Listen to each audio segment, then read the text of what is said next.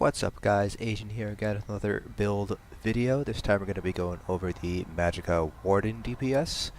This build is for Clockwork City and it is a non-pet build, so we won't be using the Bear Ultimate today. Just like the rest of our build videos, we'll be going over our gear, our skill bars, and our CP point distribution. So starting things off here with our gear. What we're going to be using today, we're going to be doing 2-piece scorias. If you have 2 light, that's would probably be ideal. However, you can replace one of these with a medium piece if you so desire.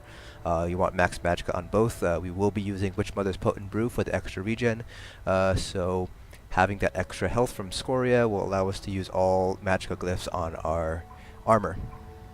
Our first 5-piece set is going to be Julianos. You can see here, since it is a crafted set, I have a heavy chest. You can then craft everything else in light if you have a medium scorias piece. Alternatively, if you have 2 light scorias, you can make either the boots or the legs in medium. They both share the exact same armor value, so it doesn't really matter which one you put in medium. But hands and waist are always going to be light in this build. For our jewelry, we're going to be using Master Architect. You can use Infallible Aether or Moondancer. Master Architect and Moondancer will pull a little bit higher than Infallible Aether, and Master Architect and Moondancer both give the exact same 4 pieces bonus, max magicka, minor slayer, and spell damage, so it's really a matter of which staff do you get first. For our staffs, Master Architect and Inferno Staff, we're going to go with Infused with a shock damage enchant. And for our back bar, we're using the Maelstrom's Lightning Staff, Nirnhoned with a weapon damage enchant.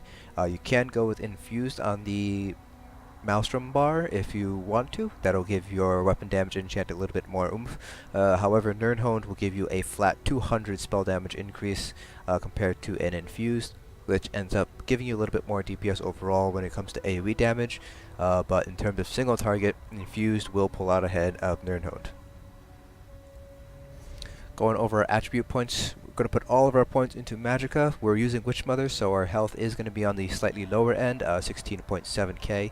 If you want to keep using Witch Mothers and your raid group wants you to have 17k health, you're going to have to put a couple points into health. 3 or 4 points ought to put you at the 17k threshold. For our Mundo Stone, we're going to be using the Apprentice. You can go with the Lover if your raid group is not completely optimized. That all depends on your specific group. So if you don't have things like Alkosh, you don't have a Stamplar, using Power of the Light, things like that, then it might be worth using Lovers instead of the Apprentice. My personal opinion is to continue to use the Apprentice even in a completely unoptimized raid group and just use CP to make up for the penetration difference that you need. Remember that the penetration you want to hit is 18,200, so you want to get as close as you can to that. So if you need to use a lever to get to that value, then so be it. However, I find it more useful to have the Apprentice and then just fine-tune your penetration values using spell erosion in your CP tree. For our skill bar, we're going to go over our front bar first. I have Elemental Drain here. That's because we're going to be doing a Parse at the end of this video, but this is where your shield would be, either Harness Magicka or Dampened Magic, your choice. Screaming Cliff Racer. Winter's Revenge. We have Crushing Shock here for 2 reasons. One, for the Ancient Knowledge passive. We do have Elemental Drain, but in an actual raid scenario, this would be with where your shield would go, so you still need your Destro staff ability, so that's where Crushing Shock comes in. The second reason is it does interrupt people who are casting, so that's very useful to have, especially as a ranged DPS, so it's nice to have that utility there is with Crushing Shock. Inner Light. And we have Northern Storm. This is not going to be the ultimate that we use for damage. This is just there for the passive effect. You get 8% extra magicka. For our back bar, we have Fletcher Infection, Blockade of Storms, Blue Betty, Lotus Blossom, Bird of Prey, and Thunderous Rage. This is going to be the ultimate that we use to deal damage. Going over our CP point distributions, you have 230 points to put into each of the 3 categories now. For the Thief, 75 in Tenacity and 75 in Arcanist. That leaves 80 points, and you can put them into the next 3 nodes however you see fit. I have 28 into Warlord, 26 into Tumbling, and 28 into Shadow Ward. This just helps conserve stamina for when we need to do things like block, cast, and dodge roll, and use Break Free. For our Mage CP points, this particular CP setup is optimized for the raid group that I run with. We get Infused Torog's Crusher. We try to run a Stamplar with Power of the Light at all times. So this is kind of where these values come from. It all depends on your own raid group and how optimized you are. So for instance, if you're having an Infused Torog's Crusher with Alkosh and have a Stamplar providing Power of the Light, you might not need to put as many points into Spell Erosion. You will probably only need 3 or 4 points to hit the penetration cap. So play around with your CP points, figure out how many points you need to put into Spell Erosion to get as close as you can to that penetration cap of 18,000. So I have 38 in Spell Erosion, 34 into Elfborn, 49 to Elemental Expert, and 34 into Master at Arms, and 75 into Thaumaturge. You always want to have 75 in Thaumaturge for the Exploiter passive. The Exploiter passive is particularly strong in this patch. Now, if you do need to take points out of other nodes to put them into Spell Erosion because your raid group doesn't have Alkosh, for example, my recommendation would be to take points out of Elfborn first, and then Master at Arms, and finally Elemental Expert. Because DPS are not running high crit values like they were back in Homestead, taking points out of Elfborn will have a lesser impact on your overall DPS compared to if you took them out of Elemental Expert. Now for our Warrior CP points, this is where you can play around again with your CP points depending on the content you're going to run. For example, Hellraw Citadel, you have a lot more physical damage, so you might want to take points out of your magic damage mitigation nodes and put them into physical damage. So again, see what raid you're going to be doing and you can adjust accordingly, but this CP distribution is kind of a one-size-fits-most distribution. 44 into Ironclad, 40 into Thickskin, 56 into Hardy, 56 into Elemental Defender, and 34 into Bastion. Now, like I said earlier, we are using Witchmother's Potent Brew for that extra regen. I just find that it's very difficult to sustain a rotation as a Magicka Warden without Witchmother's Potent Brew, but you can use blue max health, max magicka food if you want. There's nothing that says you can't. You just prepare to suffer quite a bit on your regen. Your sustain is going to take a huge hit if you are not using Witchmother's Potent Brew. For potions, we'll be using Essence of Spell Power.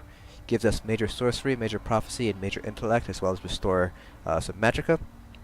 You can make these using Cornflower, Lady Smack, and Water Hyacinth. I highly recommend that you use these. Make sure to get Alchemy up to level 50, which is the max level, so you can get medicinal use up to max 3 out of 3.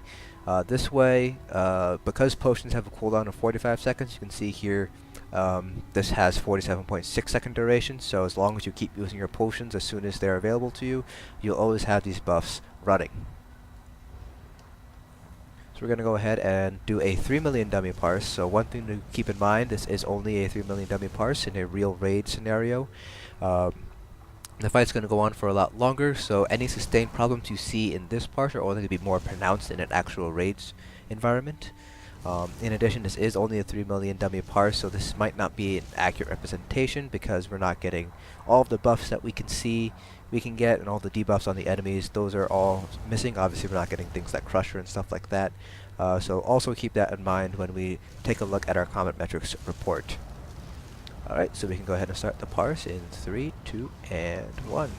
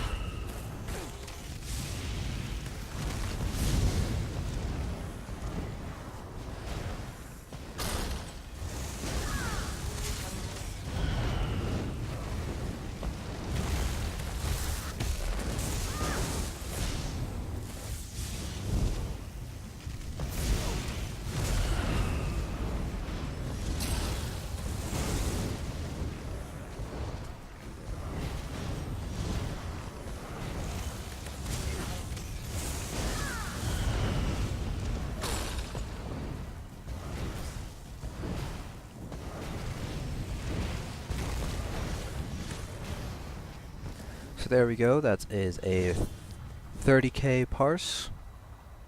There we go. That's our comment metrics report. You can see here, up here with our regen versus drain in Magicka. This is kind of what I was saying with the whole using witch mothers versus blue food. You can see we have about a 220-ish, 230 disparity between our regen per second and our drain per second.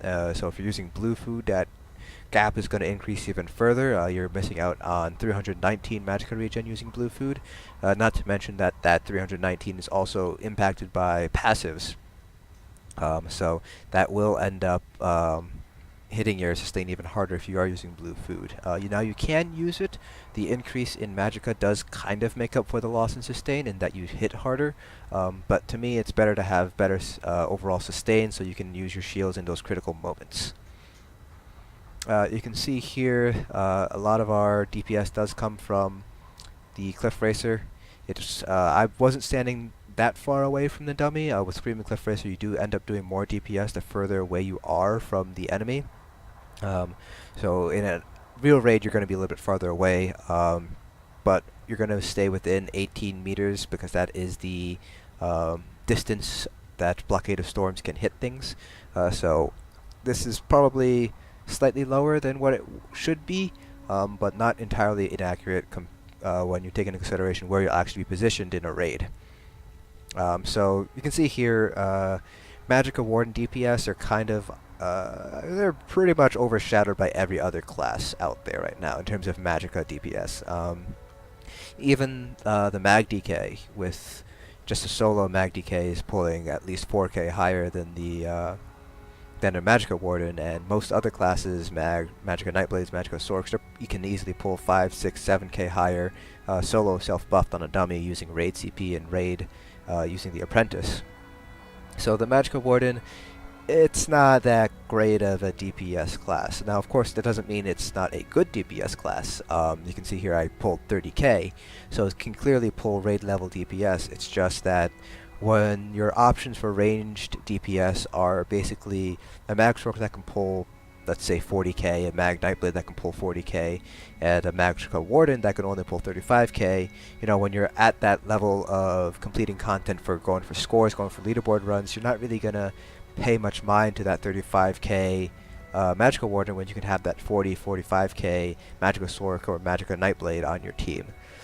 So hopefully ZOS will give Wardens a little bit more of a PvE buff. I would like to see them being able to pull 35k, make them another viable ranged DPS class, because right now even the ranged Magplar is outparsing a Magicka Warden, at least from what I have seen so far.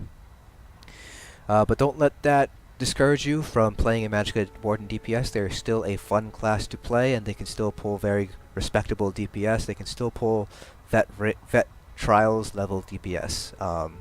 It's just that if you are going to go for that top 0.1% of players who are competing for top end scores, it might not be the class for you. So that's it for this build video. Hope this guide helps, and I'll see you guys in the next dungeon.